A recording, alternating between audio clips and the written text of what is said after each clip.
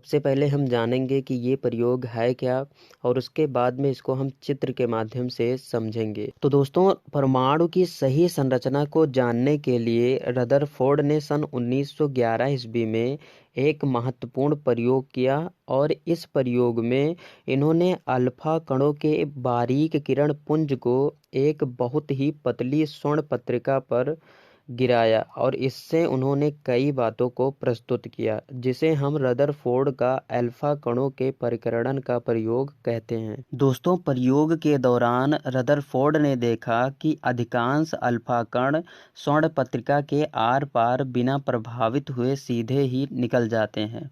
इससे उन्होंने यह निष्कर्ष निकाला कि परमाणु का अधिकांश भाग भीतर से खोखला है। इसके बाद में उन्होंने देखा कि कुछ अल्फा कण छोटे छोटे कोण बनाते हुए विक्षेपित हो जाते हैं। तब इसके आधार पर उन्होंने निष्कर्ष निकाला कि चूंकि अल्फा कण धनावेशित है, अतः इन्हें विक्षेपित करने वाला परमाणु भी धनावेशित होना चाहिए, क्योंकि प्लस और प्लस एक दूसरे को प्रतिकर्षित करते हैं।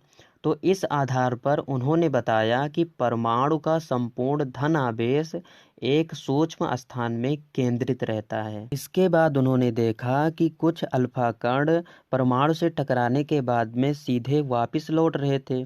इससे उन्होंने निष्कर्ष निकाला कि धन आवेश परमाणु के भीतर एक अत्यंत सूक्ष्म स्थान में संकेंद्रित रहता है। इस स्थान से जब ये अल्फा कण टकराते हैं तो ये वापस लौट आते हैं और इस स्थान को उन्होंने नाभिक नाम दिया। और उसके बाद में उन्होंने गणना करके बताया कि नाभिक की त्रिज्या परमाणु की त्रिज्या के 10,000वें भाग के बराबर होती है। अर्थात इस प्रयोग से पता चला कि परमाणु के बीचों बीच में एक नाभिक स्थित होता है, जिसमें धन आयन उपस्थित रहते हैं और ये इलेक्ट्रॉन बाकी परमाणु के शेष भाग में रहते हैं। दोस्तों, रदरफोर्ड के अल्फा कणों के परिकिरण के प्रयोग द्वारा कूलाम नियम की सत्यता के संबंध में भी जानकारी प्राप्त हुई।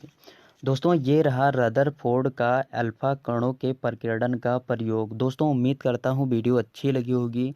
वीडियो अच्छी लगी तो प्लीज़ लाइक कीजिए और दोस्तों, यदि आप नए हैं हमारे चैनल पर तो चैनल को सब्सक्राइब कर प्रेस कर लीजिए बेल आइकन को, जिससे आपको नए वीडियो का अपडेट मिलता रहे। तो दोस्तों, बस यहीं पर दीजिए इजाज़त। जय हिंद, वंदे मातरम।